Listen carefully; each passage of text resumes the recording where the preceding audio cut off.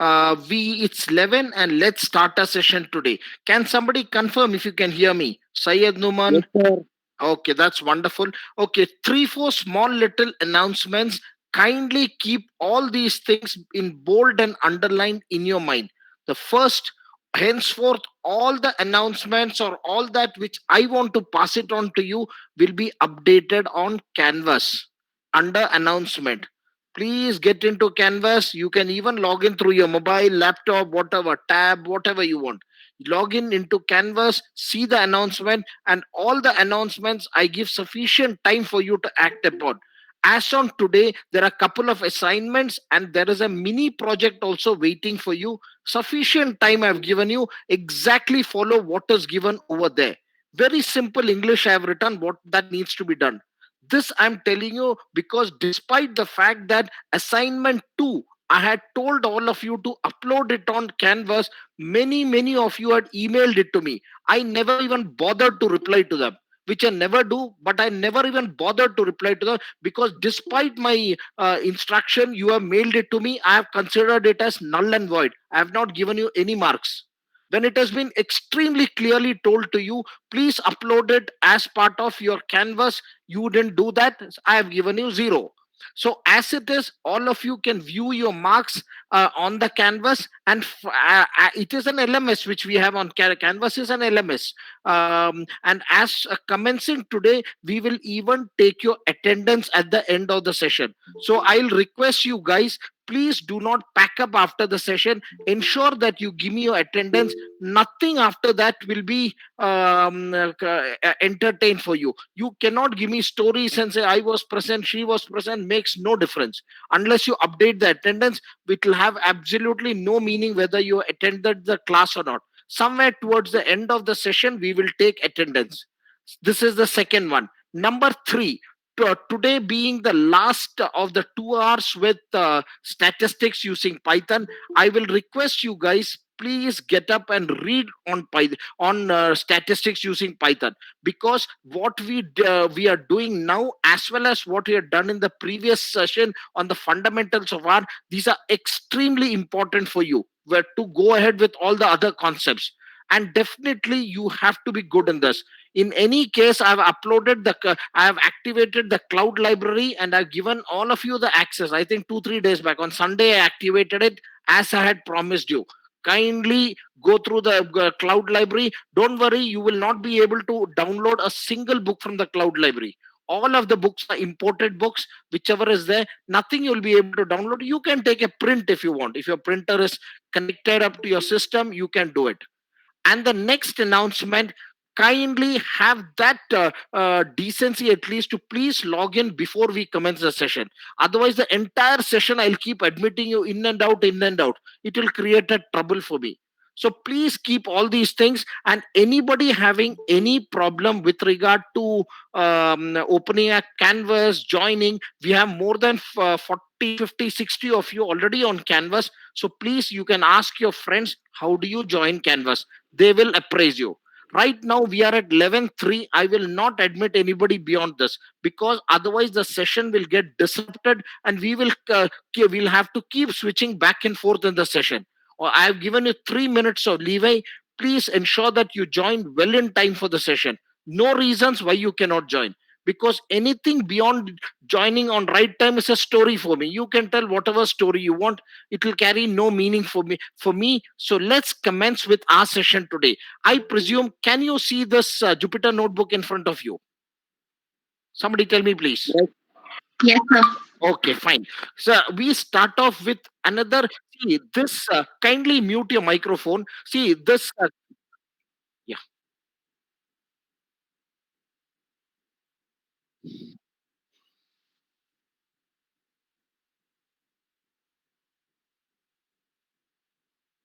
Okay. See, this concept of statistics in using Python is a huge ocean. It is humanly impossible to cover everything, but definitely I'll set that foundation for you where from where you can take off. And for you to be excel in this field of big data analytics, you have to master this. Now we will start off today's session with what's probability. In probability there are some terms which you need to really well understand. The first among that is random experiment. Who can define a random experiment for me? And these things, whatever I'm going to say, definitely you're learned in your school days as well as in the second or third semester of engineering. So if you can kindly recollect and tell me, how would you define a random experiment? Anybody, please? Since I cannot see who all are the participants, I have shared my complete screen with you. So you will have to kindly own up and tell me. Anybody? Okay. And my request to all of you, please keep interacting. Otherwise, I really will not know if you're a part of the session or if you got disconnected. See, random experiment is any procedure that leads to a defined outcome and can be repeated any number of times under the same condition. So, random experiment is a procedure that leads to a defined outcome and can be repeated any number of times under the same conditions. The next concept you should know is outcome. Outcome is nothing but the result of a single experiment. Then we have sample space. What is sample space? Can somebody tell me? Okay, sample space is the exhaustive list containing all possible outcomes of an experiment. Then we have got event. Event can comprise a single outcome or a combination of outcomes. An event is a subset of the sample space. Once again, I'll request you, unless you ask me, I will really not come to know whether do you have any doubt or you're understood or not understood. Because you're remaining silent, it does not convey anything to me. Then is probability. Very, very important thing. All this leads to the concept of probability. Probability is a quantitative measure of the likelihood of the event. The probability that any event always lies between 0 and 1 denotes that the event is not possible, while 1 indicates that the event is certain to occur. I'll once again repeat it. Probability is a quantitative measure of the likelihood of the event. The probability of any event always lies between 0 and 1, and this denotes that the event is not possible, while 1 indicates that the event will certainly occur. Now, after having understood these small little terms, I'll give you a small example which needs to be solved, or a small question. I would say we conduct an experiment. In this experiment, I take one single die. I roll it twice, one after another. Please find the probability that the number obtained in these two throws adds up to 10. Can you tell me what will be the logic which you will be using to solve this problem?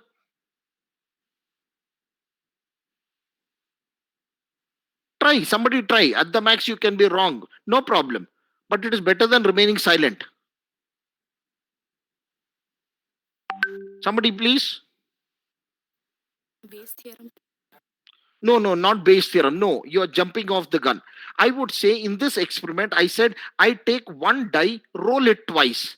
I want you to find the probability that the number obtained in the two throws add to 10. So for me, what is there? I don't have anything to even annotate on the screen. I will say event A. I'll just write it as EA, means event A. Event A is the first dice is rolled. The second one, event B, I have the second die is rolled. Now the question comes, my sample space. Since a die has 6 faces, you have to get any number between 1 and 6. So the total number of outcome for both the event is 6 into 6, 36.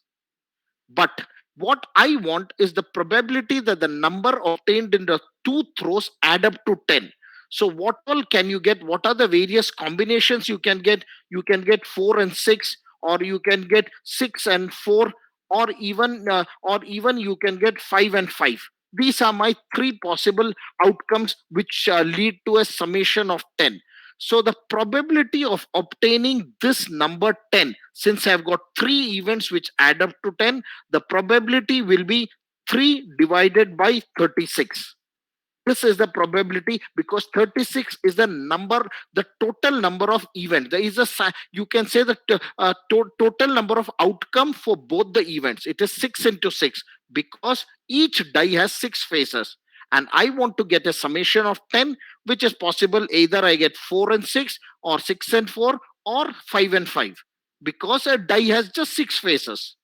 Now, considering this, there are some rules of probability that you need to understand. The first rule is what is called as addition rule.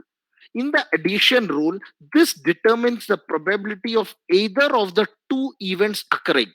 And when I write what is this addition rule, it is the probability of A union B. This is nothing but it's the probability of event A occurring plus the probability of B event occurring minus the probability of A. How do I put it's a reverse U. I'll write N. A intersect B. It is intersect. It's not A and B. It is A intersect B. To insert that symbol, I don't have anything to annotate here. That's why I've written A and B. It is the addition rule says it determines the probability of either of the two events occurring, where probability of A union B is probability of A plus the probability of B minus the probability of A intersect B. Then there is also the special rule of addition, which applies to mutually exclusive events. And the mutually exclusive events are those events that cannot co-occur. And this special rule of addition says probability of A union B is probability of A plus the probability of occurrence of B.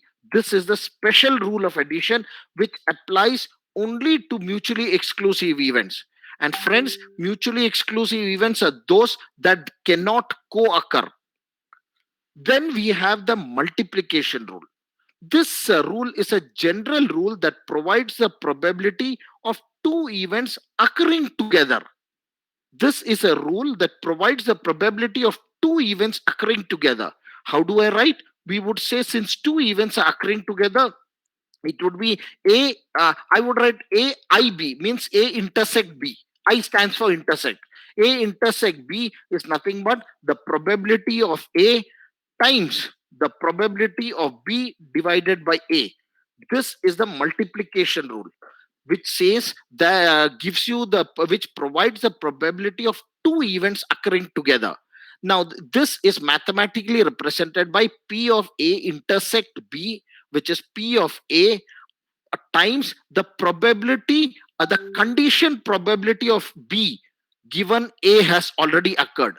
That is how you write, and mathematically it is written like this: B divided by A, but it is probability of condition B given that A has already occurred.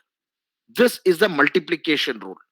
So till here, are we comfortable with what we have said? Yes, sir. Okay, then we have some special Yes, rule sir. for special rule for multiplication, which applies to independent events.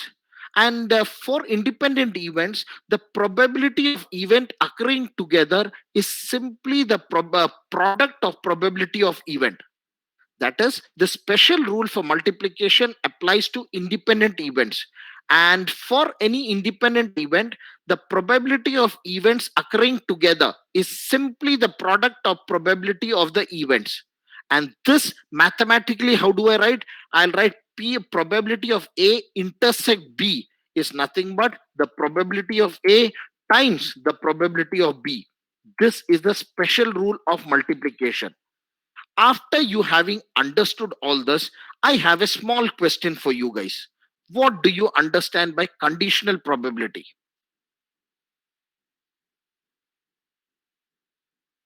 What do you understand by conditional probability? Anybody? Okay, conditional probability is something that involves calculating the probability of an event after taking into consideration the probability of another event has already occurred.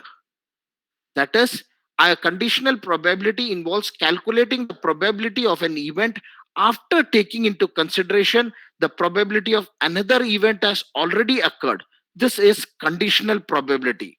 And conditional probability, the formula for conditional probability is, it is written A, it's the sign, you might read it as A divided by B. It is probability of A considering that event B has already occurred.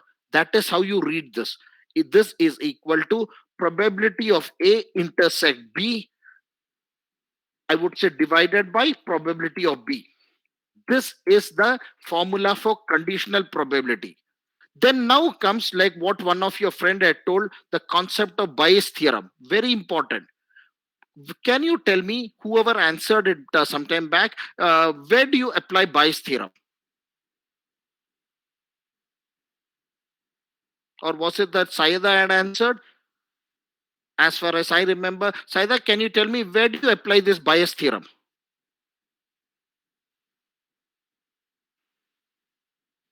Tell me. For conditional probability, for solving conditional probability. You're very correct. Bayes theorem is a theorem which is used to calculate the conditional probability of an event given that some evidence related to the event. And this theorem establishes a mathematical relationship between the probability of an event and prior knowledge of conditions related to it. We will use all these things as far as how we can use. And mathematically, how is this represented? It is told by the probability of event A, considering that event B has occurred. This is equal to probability of event B, considering that A has already occurred, times the probability of event A. This whole thing divided by probability of event B. That is, this event, the formula for Bayes theorem is probability of condition, the probability of event A occurring, condition B has already occurred, which is equal to the probability of event B occurring, assuming that event A has already occurred, the whole thing divided by probability of B.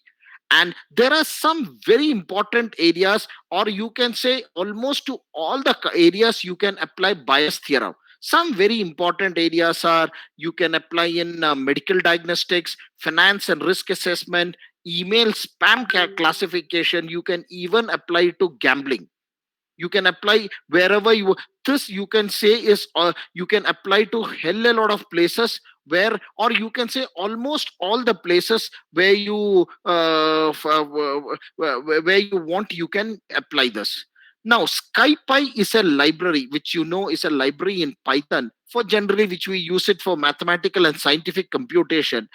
This contains several functions and algorithms for a wide range of domain, including image processing, signal processing, clustering, calculus, matrices, and statistics. We will extensively be using this for all our computation purpose. I would presume that you must have used this and you must be knowing this. Before we jump into practically solving something using Python in statistics, I just want to understand something, some basic concepts in probability distribution from you wonderful students. I would say random variable is a variable whose value equals the numeric value associated with the outcome of the random experiment. Say you conduct a random experiment, you get a random variable which is a value which is equal to the numeric value associated with the outcome of a random experiment. How many times or types of random variables exist in our ecosystem? Tell me please, who can help me out? How many types of random variables are there? And which are they? Two, sir, continuous and discrete. Yeah, wonderful. Random variables you can have discrete or continuous. And which is the statistical formula which is used to describe a discrete random variable? Summation. No. Okay, fine. See, the difference is, please understand the underlying difference between all these. Discrete random variables can take a finite countable number of values. That is why it is called discrete. For example, maybe a random variable for the Likert scale, which is used for survey and questionnaires, to assess responses can take values like 1, 2, 3, 4, 5, anything of this kind. And the statistical equation which suits discrete random variable is PMF, probability mass function, which is associated with a discrete random variable. And this function provides the probability that this variable is exactly equal to a certain discrete value. The second type of random variable is continuous random variable, which can take infinite number of values. For example, you can say temperature, height, weight, and you need to understand that for a continuous variable, you can find the absolute probability. So you use the probability density function, PDF, for continuous variables. I will request all you guys to please understand what is the mathematics behind probability mass function and probability density function. The probability density function is the probability that a value of a continuous random variable falls within a range of value. Now, there is another function called CDF, cumulative distribution function, which gives the probability of a random variable being less than or equal to a given number. And this is the integral of the PDF and gives the area under the curve defined by the PDF up to a certain point. Is it comfortable till here, or anybody wants me to repeat it? Tell me, please. Sir, could you please repeat, please? Okay, fine. We started off saying that that random variables are of two type. Before we get into random variable, let's understand what is a random variable.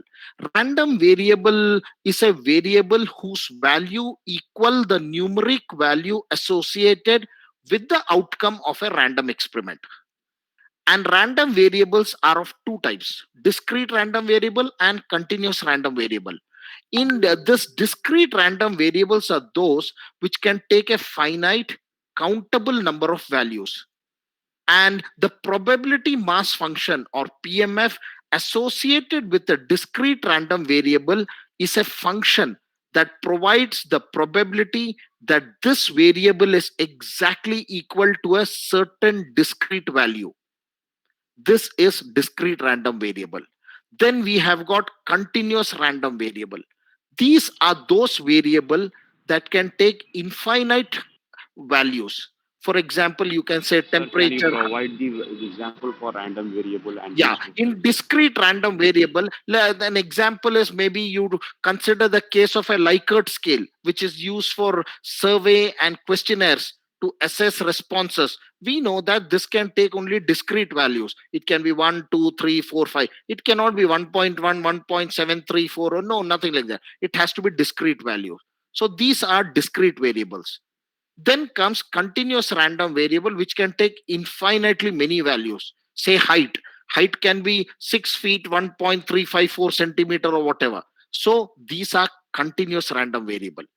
And for a continuous variable, you cannot find the absolute probability. So you use the PDF, or probability density function, for continuous variables. And the PDF is the probability that the value of a continuous random variable falls within a range of values.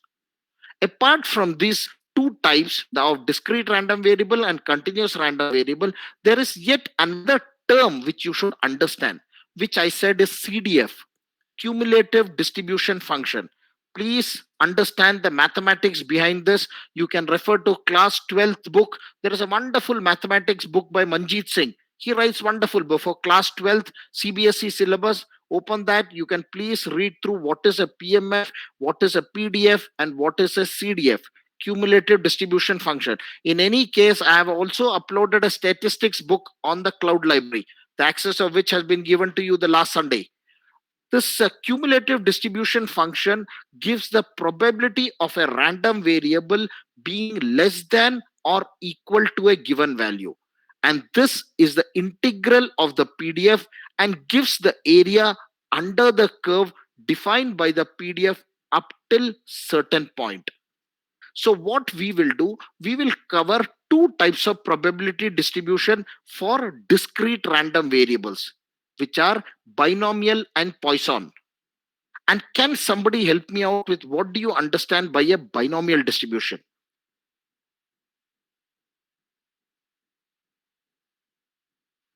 Please tell me, what do you understand by a binomial distribution? It is the expansion of p plus q power n. No, I didn't ask you all these big terms. What do you understand by binomial distribution? It's a distribution starting from c naught to q power n. Q No, power thank n you, plus thank you, one. thank you. Relax. See, in binomial experiment, see, any trial having two possible outcome is a binomial distribution. Any of the experiment which you conduct which has just two possible outcome, like say tossing a coin, it can be head or tail, it's a binomial distribution. And the outcome are the two values of the binomial discrete random variable. And we have taken a good example of tossing a coin. It can just be head or tail, it cannot be 50-50. Please understand, there are some characteristics of a binomial distribution. First, there are n identical trials. Any number of trials you can carry out. Second, each trial results in either one of the only two possible outcome. Third, the outcome of one trial do not affect the outcome of the other trial. Fourth, the probability of success or P and failure Q is the same for each trial.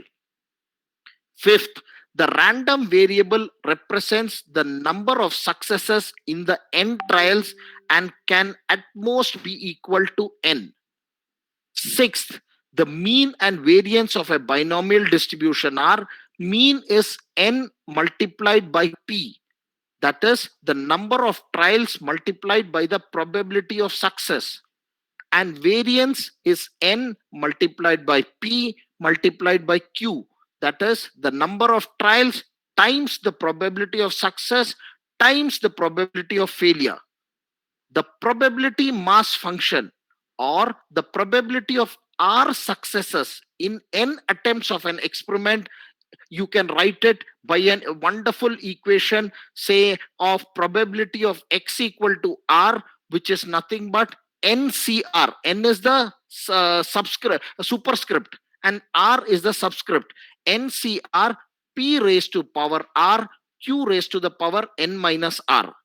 I would write it, it is like this. It is p, this is nothing but ncr. Here the n is superscript, r is subscript, then times p raised to the power r and q raised to the power n minus r.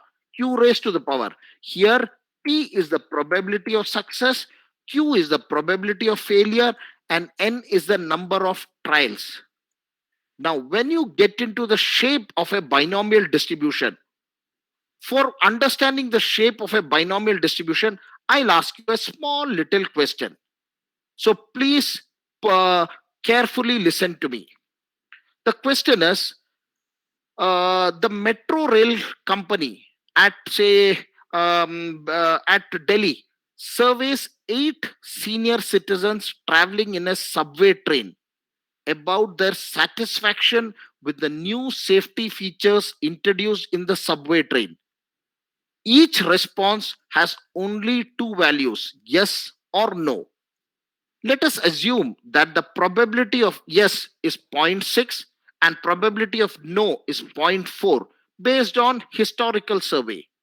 Please calculate the probability that exactly 3 people are satisfied with the metro's new safety features. How will you find out this? Do you want me to repeat the question again? Yes, sir. Okay. See, the metro rail company at Delhi surveys 8 senior citizens traveling in a subway train about the satisfaction with the new safety features introduced in the subway train. Each response has only two values, yes or no. Let us assume that the probability of yes is 0.6 and probability of no is 0.4 based on historical survey. you are to calculate that two things for me. The first, exactly 3 people are satisfied with the metro's new safety features. How will you calculate? My hint for you is use the same formula which you see on the screen. NCR, where N is superscript, R is subscript, then P times P raised to the power R times Q raised to the power N minus R. This time, I will suggest there are two ways. You can do it mathematically or using Python. For me, I would say using Python would be better. So what will I import? I will import scipy dot stats. I'll import this as stats. Here, I define my 3 variables, N, R, and P. N is 8, R is 3, and P is 0.6. And then I would tell Python, please calculate the PMF, the probability mass function. So stats dot binom dot PMF of, I will say, R, N, P. Once I execute this, I should get what is this thing? The value of that is the probability that exactly 3 people are satisfied with the metro's new safety feature. You've done this. The next question, please find the probability that less than 5 people are satisfied. You have to find the probability that less than 5 people are satisfied. How will you solve it?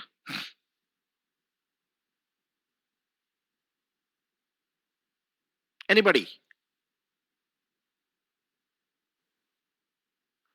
More or less the same way. Here you have to consider that the binding value for R is 4 because it is less than 5 people. So what I will do, we will once again import ipy.stats as stats, and I would say N, R, and P. I give it a value of 8, 4, and 0.6. Then I would say stats dot binom dot I find the cumulative distribution function of R, N, and P. So when I execute it, it says for 40.59% of people, 40.59% of people are there who are satisfied. That is, the probability that less than 5% of people are satisfied is 40.59% or 0.405. Till here, are we comfortable? This is the kindergarten in statistics for you. Can we go ahead? Yes, sir. The next you need to see, like I told you sometime back, is Poisson distribution. What is a Poisson distribution? Somebody tell me, please. What is a Poisson distribution? Limiting in case of binomial distribution. Nahi yaar. See, the Yes, Poisson sir. distribution is a sorry, the Poisson, sorry, The just probability of occurrence of the small event, occurrence of small events. small events. Not exactly. You're somewhere close to it. See, a Poisson distribution is a distribution that models the number of events that occur over a given interval, which is usually time. It can be over an interval of distance, area, volume, whatever. So a Poisson distribution is a distribution that models the number of events that occur over a given time. And the average rate of occurrence of these events needs to be known before you do anything in Poisson distribution. And mathematically, Poisson distribution is calculated using this formula. The probability that x equal to r, this is nothing but two terms, one on the numerator, one on the denominator. It is lambda. I cannot write the symbol, that's why I'm writing LA. Lambda raised to the power r times e raised to the power minus lambda. This whole thing divided by r factorial. I'll write r factorial, or I put that exclamation sign. Yeah, r factorial. That is the PMF for a Poisson distribution. You can write it using this formula is lambda raised to the power r times e raised to the power minus lambda divided by r factorial. And we know that the Poisson distribution can be used to calculate the number of occurrences that occur over a given period. Say, for instance, you can find out the number of arrivals at a restaurant per hour, the number of work related accidents occurring at a factory over a year, or the number of customer complaints at a call center in a week. But please understand, there are some properties of Poisson distribution. The first, in a Poisson distribution, the mean is equal to variance is equal to lambda. Mean and variance are equal to lambda. And that is, they have the same numeric value. The second property, the events are independent, random, and cannot occur at the same time. The third property, when this value of n is greater than 20 and the value of p is less than 0.1, a Poisson distribution can approximate the binomial distribution. And number 4, when the value of this n is large and p is around 0.5 and np is greater than 0.5, a normal distribution can be used to approximate a binomial distribution. Now comes the question, what will be the shape of a Poisson distribution? Generally, the shape of Poisson distribution would be like a bell-shaped curve. At certain times, it would be little more peaked curve. So this will be the state of a Poisson distribution. Let's now get into, till here, are we all comfortable? Yes, sir. Okay, let's now see, these are the things which you learned in school. I'm just repeating it. So there is no question that you're not comfortable. Let's now see on continuous probability distribution. See, there are several continuous probability distribution, including the normal distribution. Then you can have student's t distribution. You can have a chi-square distribution. You can have ANOVA distribution. What we will do, we will start off by understanding what is a normal distribution. The question that might be in your mind is, why should we learn statistics? Friends, for you to master big data analytics, you have to be good in statistics and discrete mathematics. There is no escape from that. Even whether you like it, don't like it, you have to master these two things. Yeah. Okay. No, nobody is. Yeah, okay. Only one student is waiting. Nobody is there. Okay. Let's see on this concept of normal distribution. See, a normal distribution is symmetrical bell-shaped curve, which is defined by its mean, which is mu, and standard deviation sigma. It is a symmetrical bell-shaped curve. Why do I call it symmetrical? From the center, if I cut it, it is exactly on the left side as well as on the right side. When you speak on the characteristics of a normal distribution, there are few characteristics which I am sure you should be knowing. The first is the central value mu is also the mode and the median of a normal distribution. The second, in any normal distribution, the difference between the 75th percentile, which is Q3, and the 50th percentile, which is Q2, is equal to the difference between the 50th percentile, that is Q2, and the 25th percentile, that is Q1. This is what is in a normal distribution. In a normal distribution, the difference between the 75th percentile and the 50th percentile, that is Q3 minus Q2, is equal to the difference between the 50th percentile and the 25th percentile. That is Q3 minus Q2 is equal to Q2 minus Q1. And whenever any normal distribution is skewed, the equation that holds good is, if it is a right skewed distribution, we have Q3 minus Q2 is greater than Q2 minus Q1.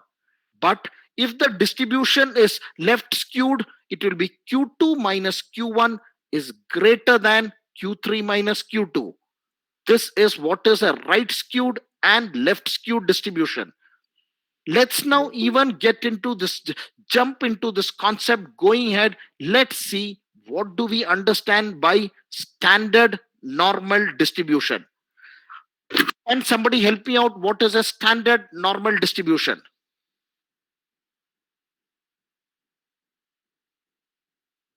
Okay. See, to standardize the units and compare distributions with different mean and variances, we use a standard normal distribution. It is used to compare distributions with different means and variances. We use the standard normal distribution. There are some properties of standard normal distribution. The first, the standard normal distribution is a normal distribution with a mean value of 0 and standard deviation of 1. Second, any normal distribution can be converted into standard normal distribution using the formula Z, that is Z equal to X minus mu. This thing divided by sigma. X minus mu by sigma, where mu is the mean, sigma is the variance. And please understand, in a standard normal distribution, you have to remember these values which I'm about to tell you. In any standard normal distribution, 68.2% of the values lie within one standard deviation of the mean.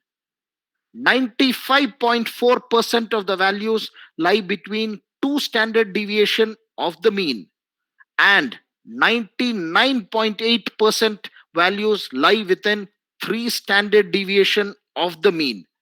These values are very important. Please remember this. Keep it in your mind.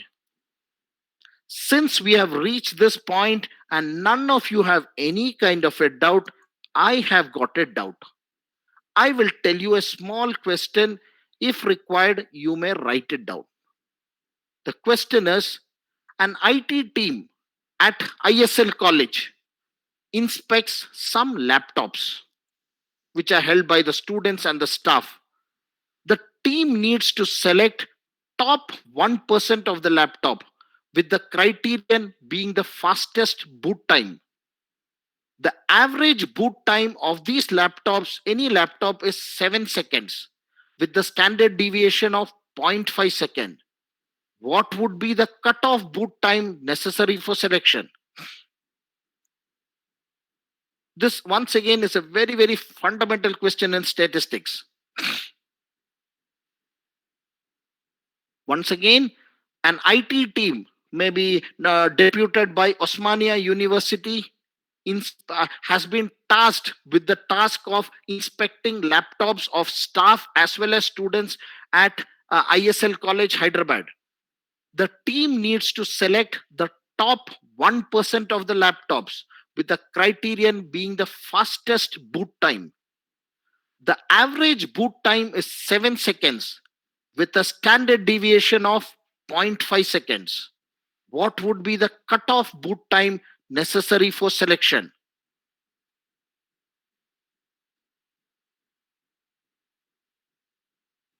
A hint I can give you. The hint is, please use standard normal distribution, and under standard normal distribution, use the lower tail test. The lower tail test of standard normal distribution. I am very much sure you must have learnt it earlier.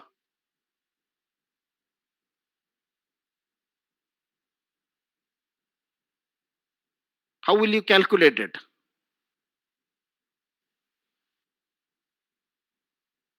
Just one line, and subsequently one or two more lines, you will be able to nail it. I will import ipy dot stats as stats. I would just say stats dot norm dot ppf of 0.99. Why 0.99?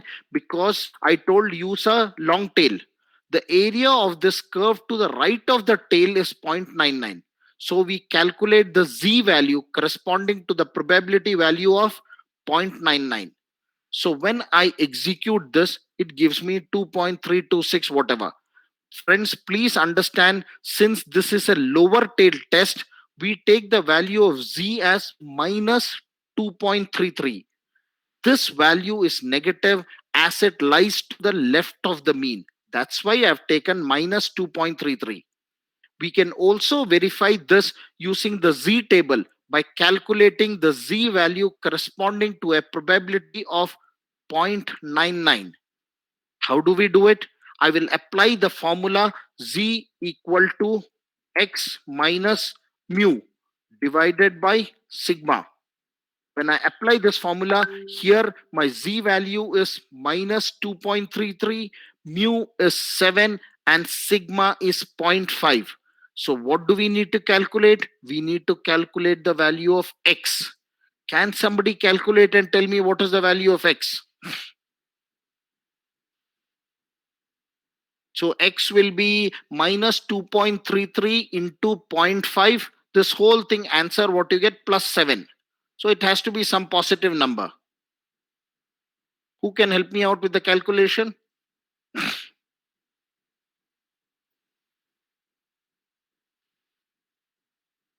What is the answer? Is it so difficult?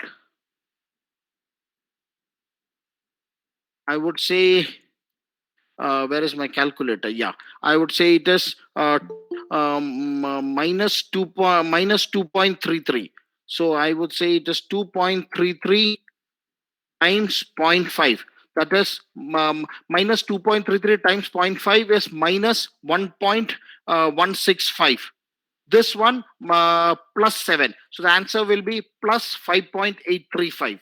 You should have got this. The answer output is 5.835. This means the required boot time is 5.835 seconds. You have solved the answer. Just 2 lines, nothing more. Now coming to another interesting question.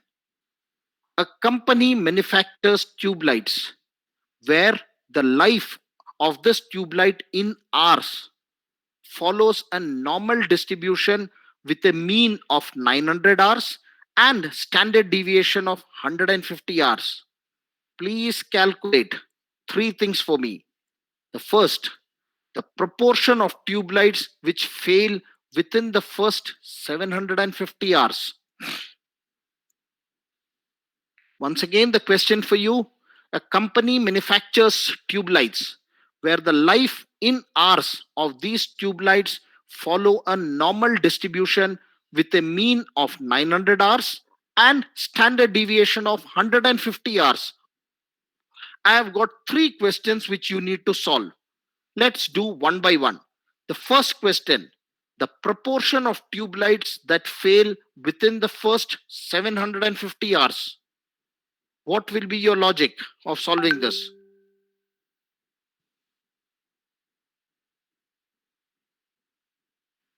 Sayada, you can tell me what will be your logic of solving this.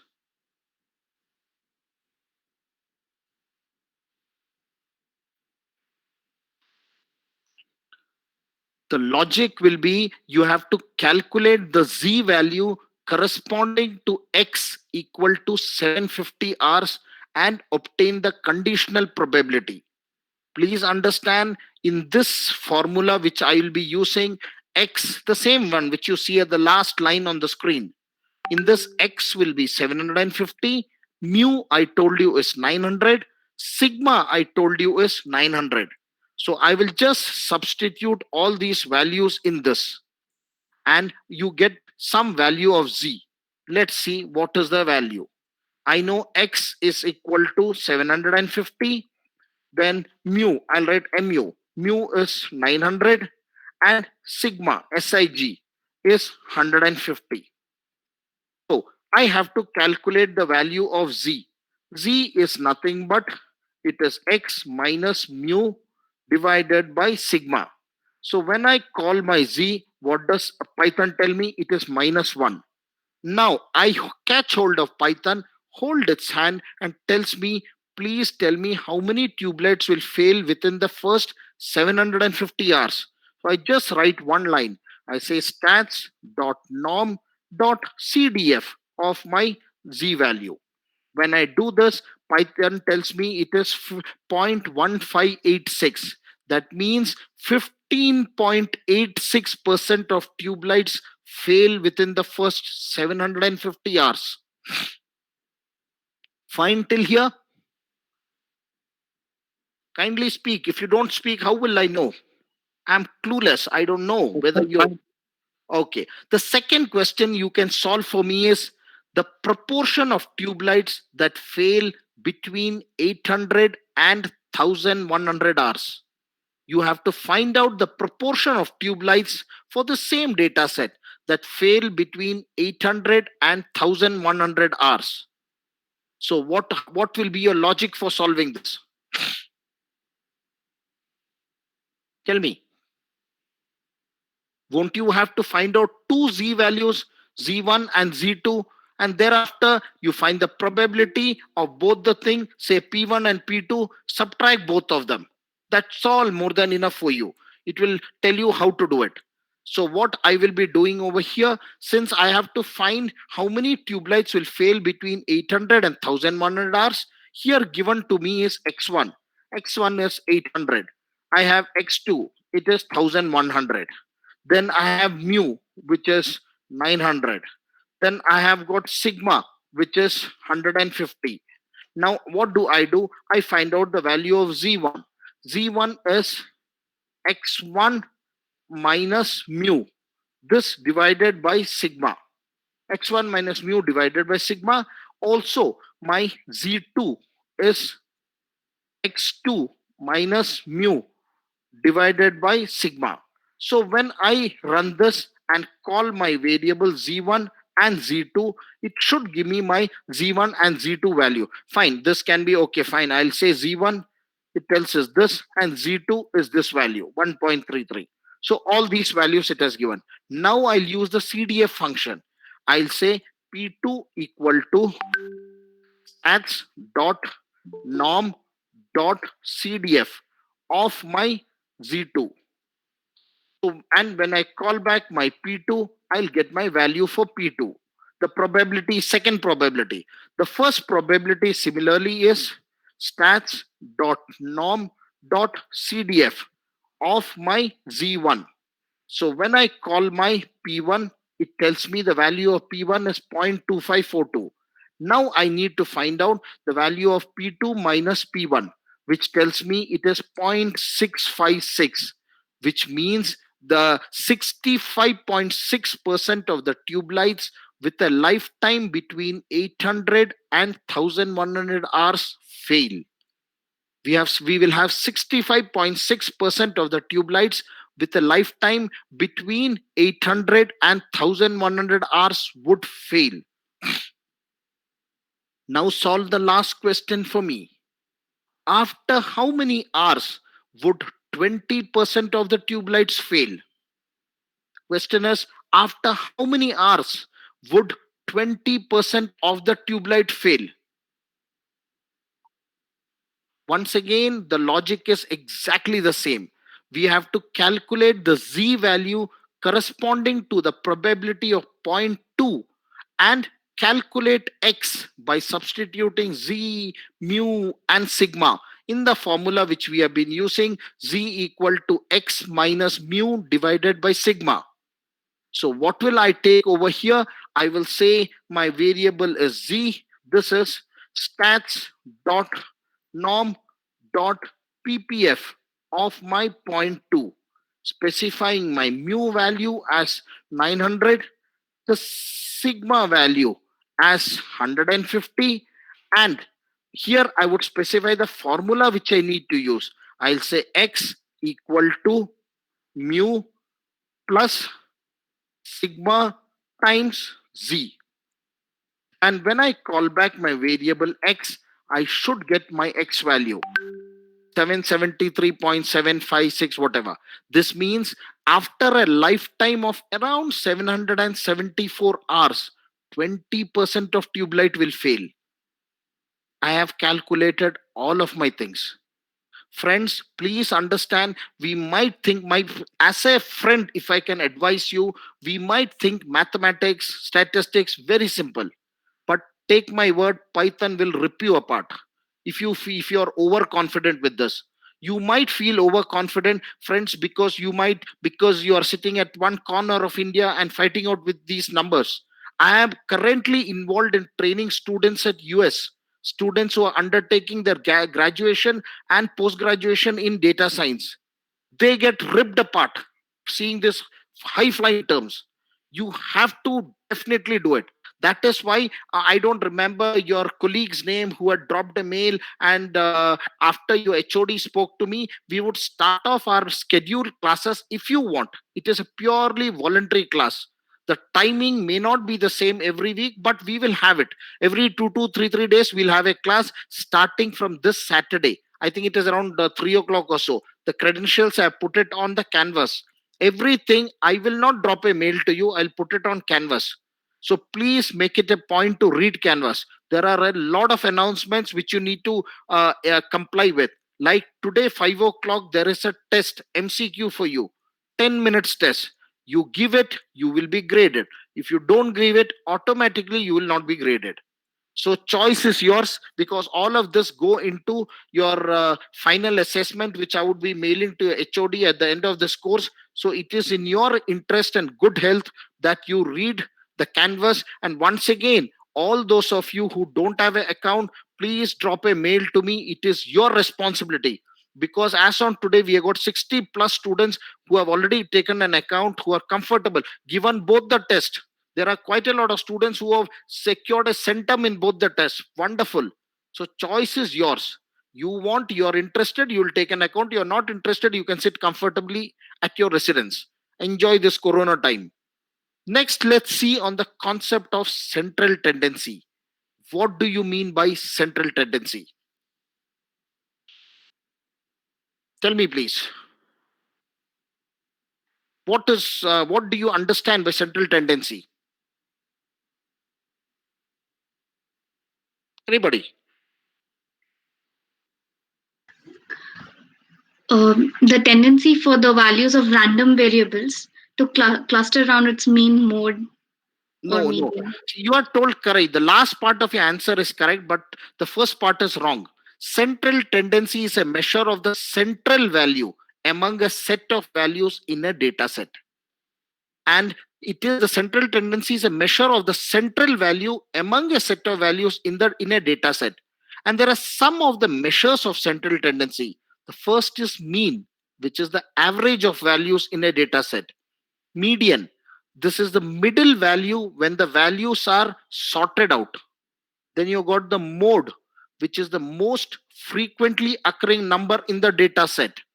Then you got percentile. It is the measure of the percentage of values below a particular value. Then you got quartile. Quartile is a value that divides the values in an ordered data set into 4 groups. Q1 is the first quartile, which corresponds to 25th percentile. Then you got Q2, which is also called the median. And then you got Q3, which corresponds to the 75th percentile. If all these are comfortable for you, please define dispersion for me. Who can help me with dispersion? Don't worry, max you will go wrong. More than that, nothing can happen. How will you define dispersion?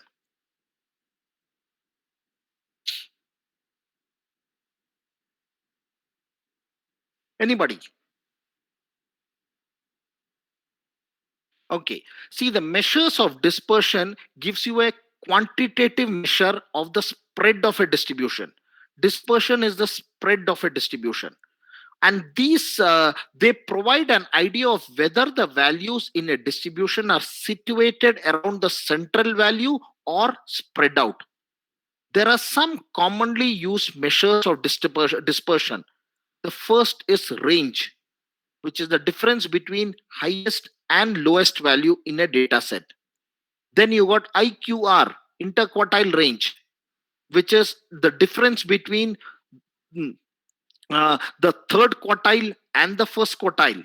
Or mathematically, you can write it IQR is Q3 minus Q1. Then you got variance, which is a measure of how much values in a data set are scattered around the mean value.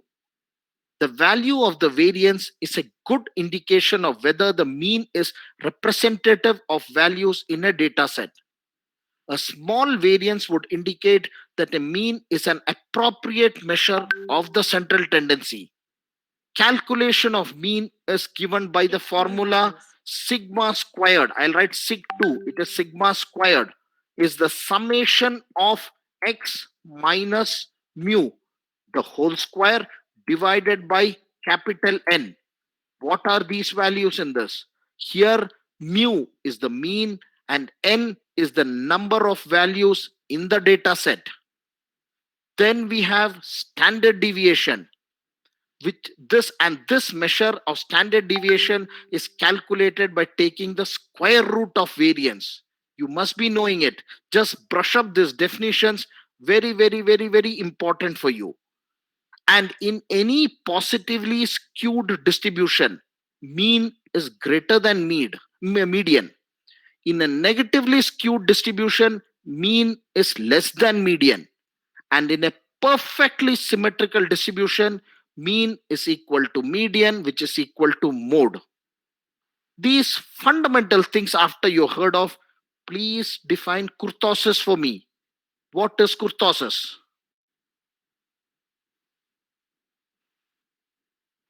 Sayada, can you help me out with what is kurtosis?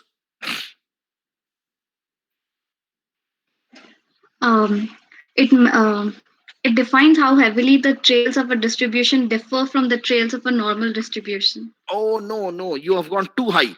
I would say kurtosis is a measure of the peakedness of the distribution. That is, it tells us whether the data is curved, peaked, or flat. A mesokurtic distribution has a bell-shaped curve. A leptokurtic distribution is one with marked peak. There's a good peak in the distribution. And the final one is a platykurtic distribution. It has a flat curve. A platykurtic distribution has a flat curve. Considering this, I will give you the weight of some children studying in a school at Hyderabad who are between the age of 3 to 7. And the age and the weight of these children are like, you can kindly pay attention on the screen. I would say let it be 19, 23, 19, 18, 25, 16, 17, 19, 23, 21, 11, and 6. Some ad hoc numbers I have put. I have got no intention of what it is. Some ad hoc numbers. These are the weight of children in kilograms who are aged between 3 to 7 studying in a primary school at Hyderabad. Please calculate the measure of central tendency, dispersion, skewness, and kurtosis. Before doing all this, please tell me who is the person in Python who can help you out with this.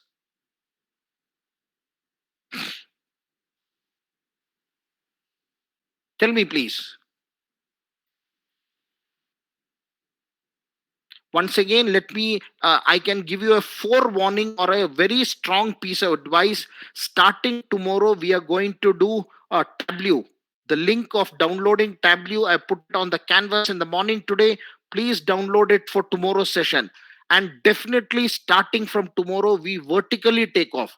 Because please don't think big data analytics is as simple as what we are doing, this and even the previous unit.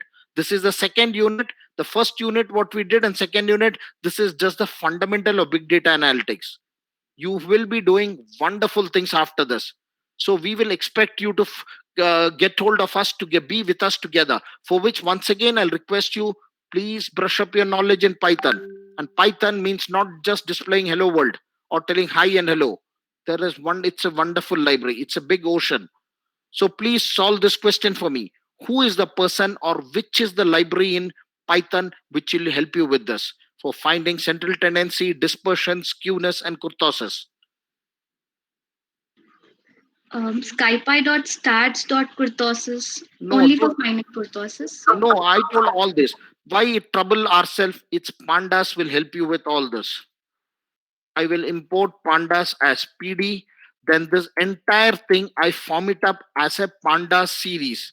I'll say A equal to PD dot series. I'll form up a series of this entire data set. That's all. So I have formed a series of this. Now a very simple one single line. I'll say, please describe this data set for me. Half your answer, you got it here. It will tell you the count, mean, standard deviation, all this blah blah, whatever you want.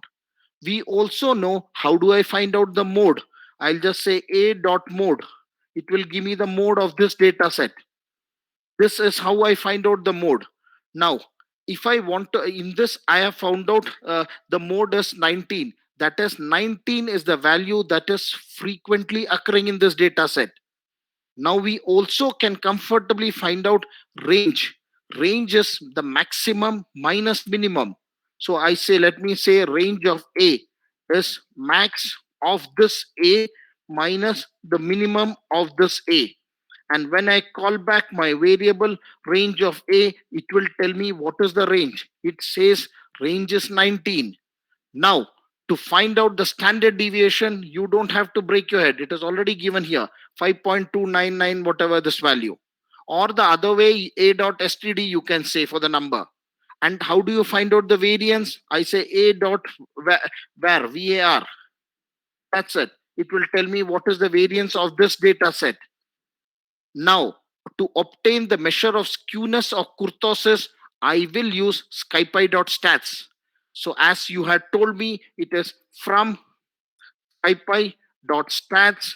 Please import Q and kurtosis.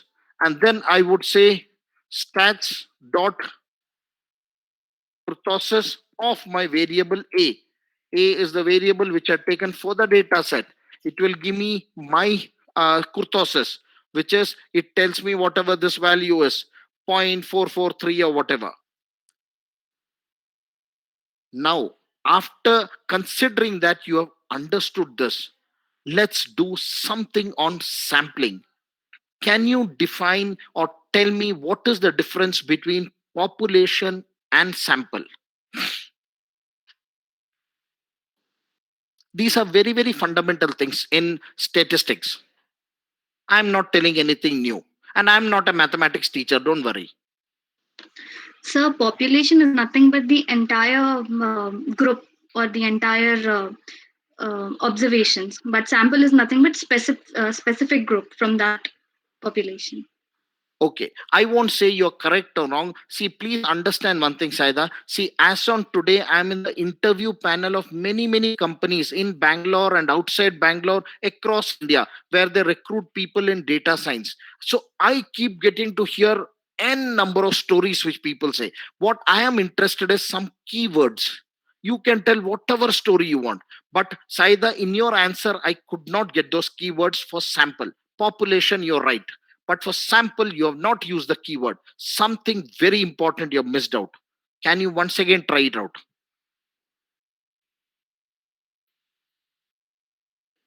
Sample is nothing but a subset containing characteristics of a large population. No, sample is the representative element of the population. Sample represents the population. It is the representative element of the population. The catchword over here is representative element. Whatever you can say before representative element and after representative element, it has got no value.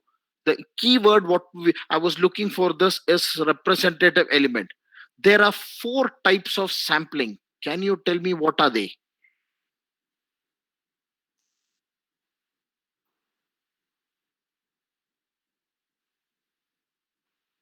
The first is simple random sampling. Here, the subjects are chosen randomly without any preference. The second is stratified random sampling. Here, the population is divided into mutually exclusive groups and subjects are randomly chosen. Say, for example, if you're surveying to assess preference for subjects in a school, you may divide the students into male and female groups and randomly select subjects from each group. The big advantage of this method is that it represents all categories or groups in a population. The third sampling technique is systematic random sampling, where the subjects are chosen at random interval. Let's take an example. Say to take a sample of 100 people from a population of 500. What will I do? I will divide 500 by 100, which is equal to 5. So I will take every fifth person in my sample. This is systematic random sampling. Then we have got cluster sampling, the last one, where the population is divided into non-overlapping clusters covering the entire population between them. This is cluster sampling. Then apart from this, these are all probability sampling techniques. There is also non-probability sampling. What is it? Can you define it for me?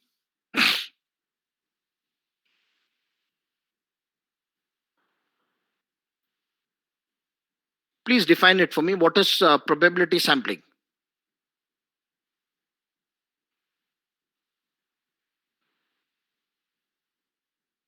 Okay. See, when it is not possible to collect samples using probability sampling, which can be due to lack of readily available data, you use non-probability sampling technique.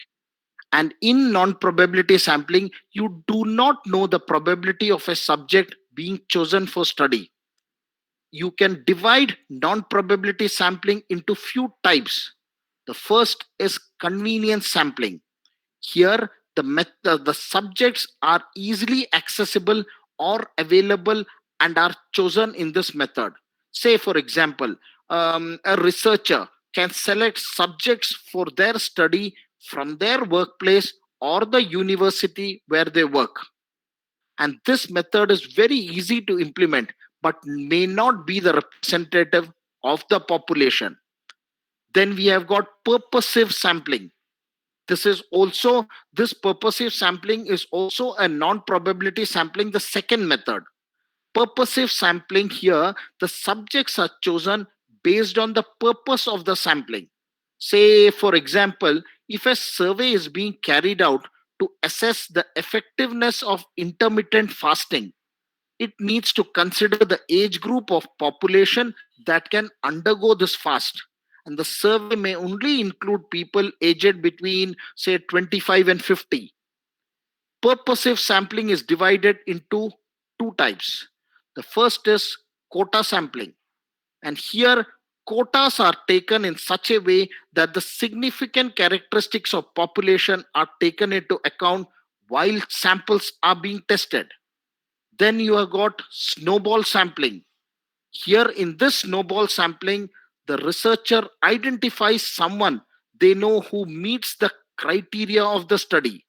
And this person who is chosen, who knows the criteria of the study, introduces other person who may also know this. And this in snowball sampling, the group size keeps increasing through word of mouth. Very important thing. You need to mention it. The group size increases through or grows through this word of mouth. Are we comfortable till here? Tell me please, yes or no, or somewhat comfortable. Sir, can you just repeat it quickly once again? The whole Techniques. sorry, Just okay. names.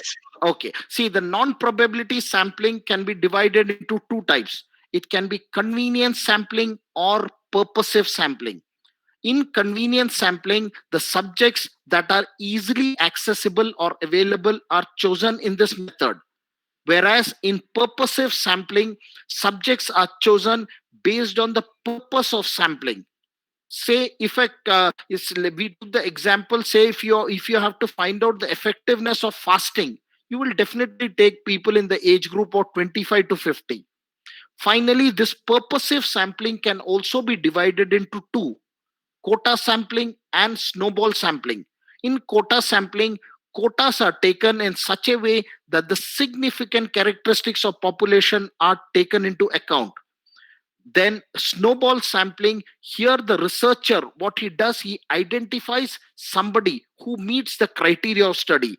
This one person introduces to some other person, and this group keeps growing just through word of mouth.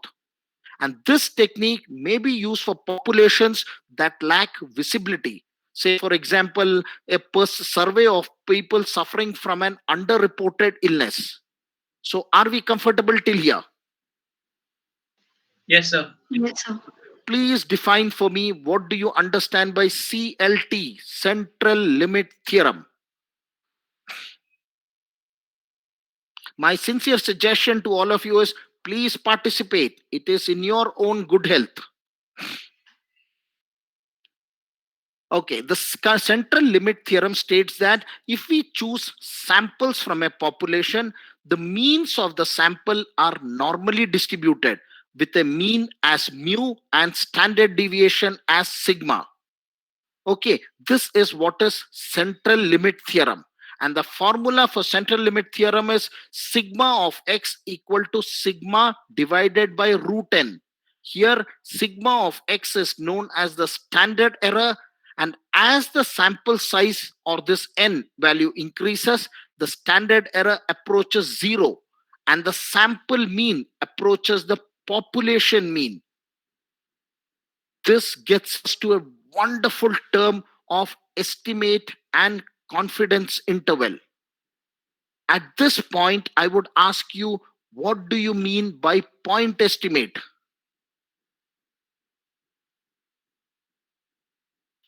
Point estimate, a single statistic extracted from a sample is used to estimate an unknown population parameter.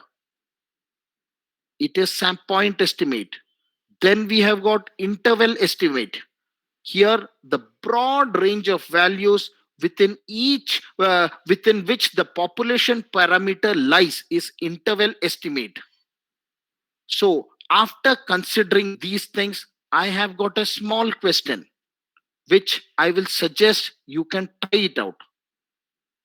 The question is, a sample, let's say consisting of 10 subjects, is taken from a certain population of students. The grade point average of these students are normally distributed. The population standard deviation is not known. Please calculate the 95% confidence interval for the population mean based on some sample values which you can assume yourself. Let it be some floating point numbers. Will you be able to do it?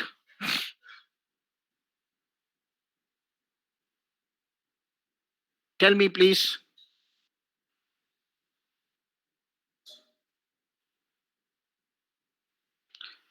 Unless you tell me, how will I know it? Okay, before we even go ahead, can somebody just brush up my memory? What time did we start the class today? Was it at 11 or 11:30? 11 o'clock. Okay, so can you please solve this question? I said a sample is taken from a certain population of students. The grade point average of these students are normally distributed. The population standard deviation is not known.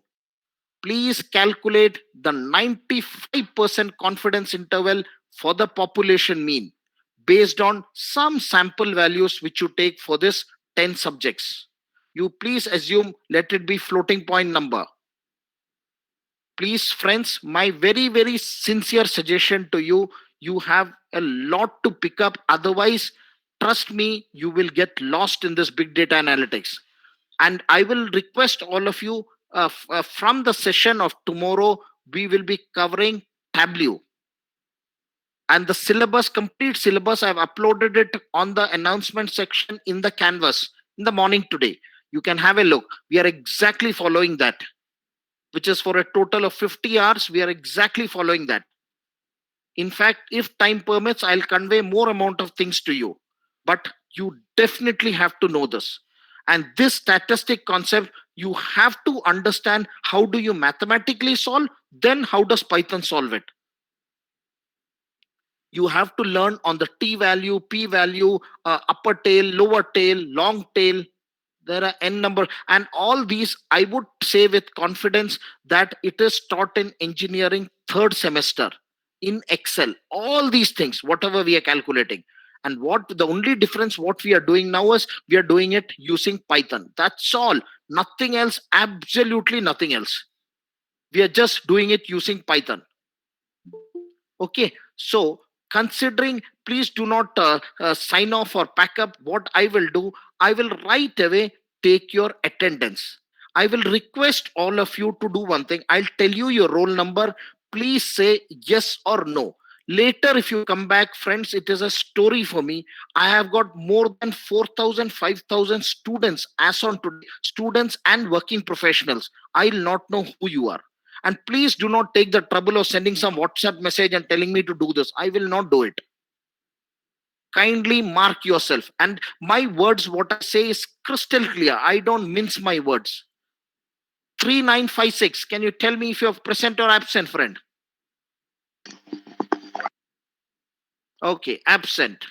Then then we have, just a second, let me okay, I have marked you as absent. And the next one, 3008. Absent. Okay. 3054. Absent. Present. Okay, fine. 3056. Absent. Okay. 3075. Present, sir. Okay, present. Okay. 3076. Absent. 3084. Present. Yeah, okay. 3095. Absent. 3095. Absent. 7020. The last four numbers only I'm telling. 7020. Absent. 7024. Present, sir. Okay, fine. 7024 present. 3001. Present, sir. Okay. And 3005. Absent. 3008. Absent. 3010.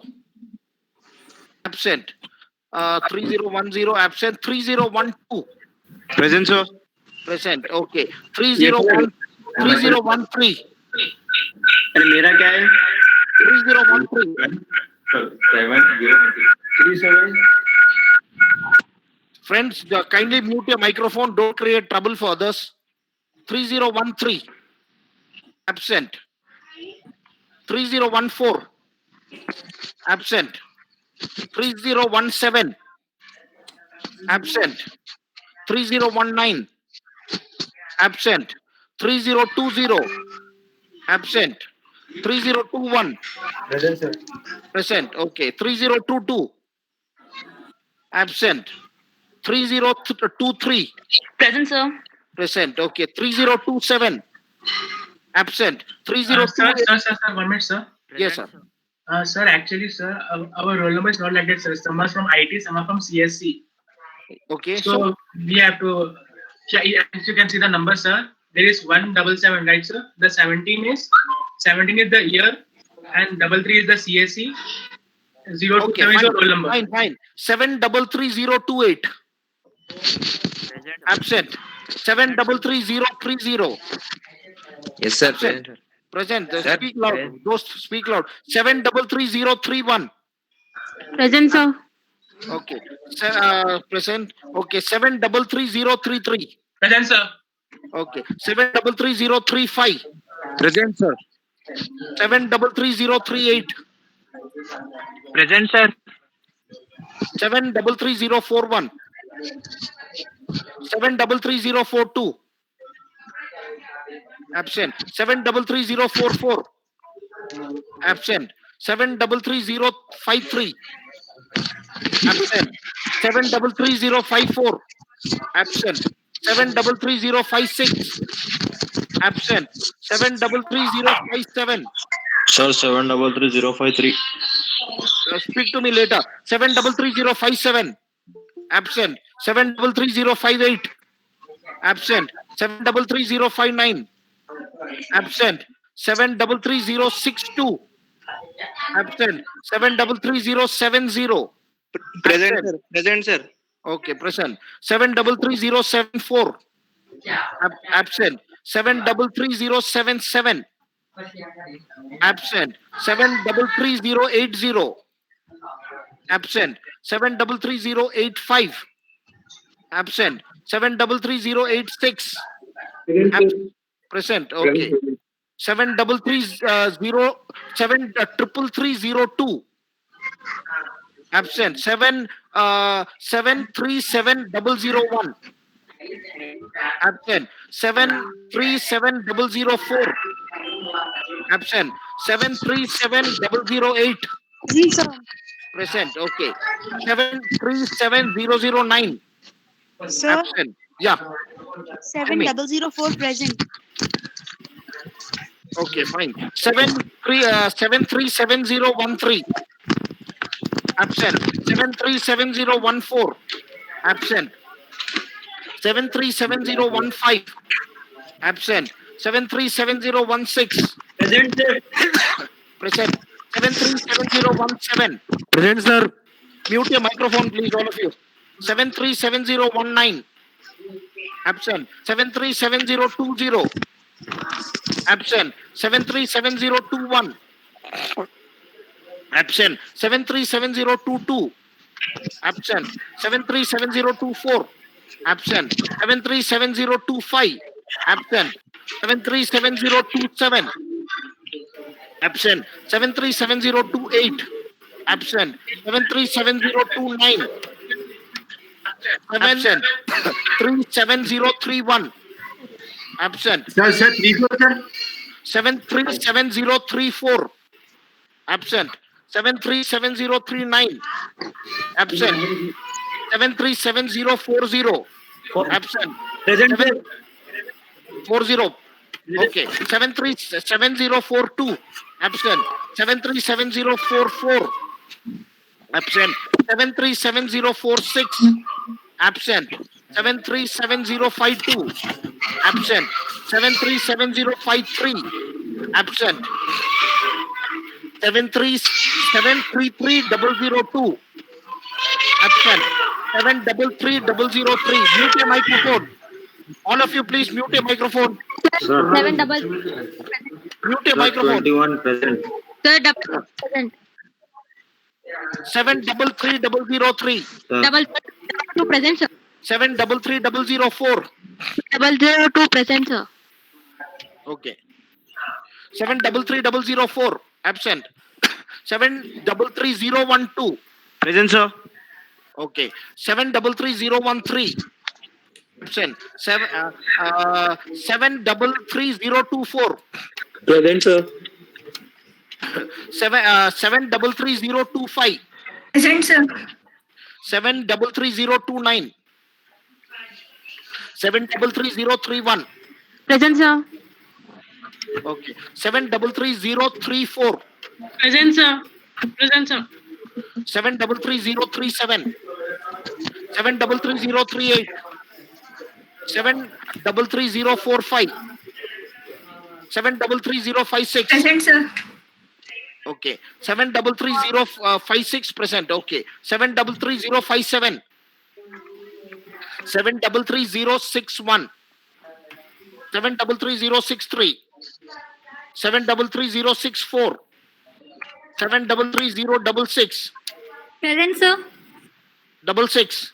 Okay. 733067. Present, sir. Absent. Okay. Present, sir. Present. 733068. Absent. 733069.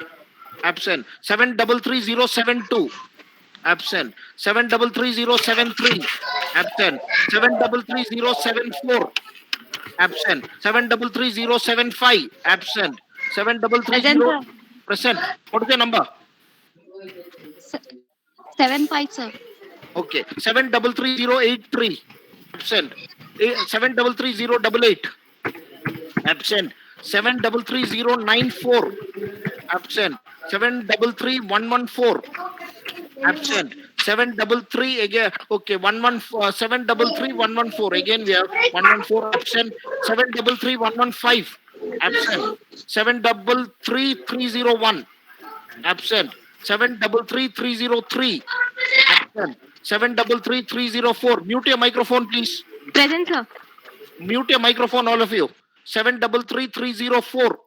You're present, okay? 7. Then Syed Ahad. Are you present? Absent. M.A. Atif. Absent. Mohammad Azhar. Asra Amreen. Mirza Asif Beg. Present, sir. Okay. Safi Faruqi. Syed Musa bin Hafiz. Rian. present. Wait. Rian Hashmi. Syed Inayat. Nihal Khan. Syed Madani.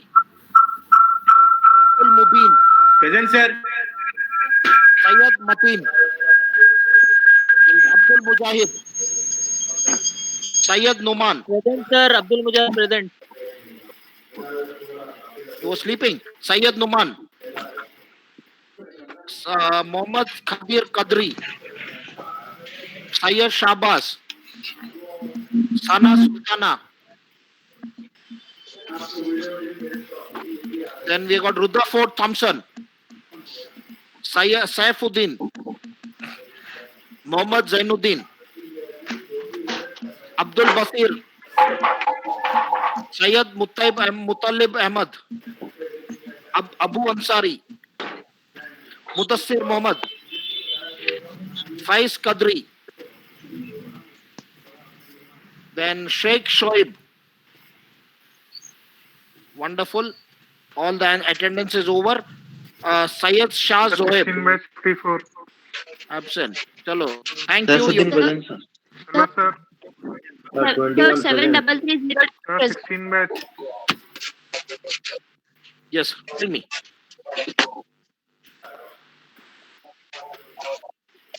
Yes, sir. No problem.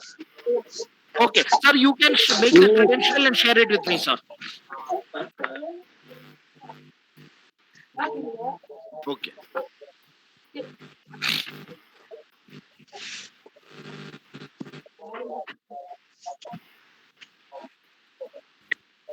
Okay. Okay, sir. So then I'll do one thing. Since we will have less than 100, tomorrow we will have it on Cisco WebEx. I will share you the credential which will be put on Canvas today.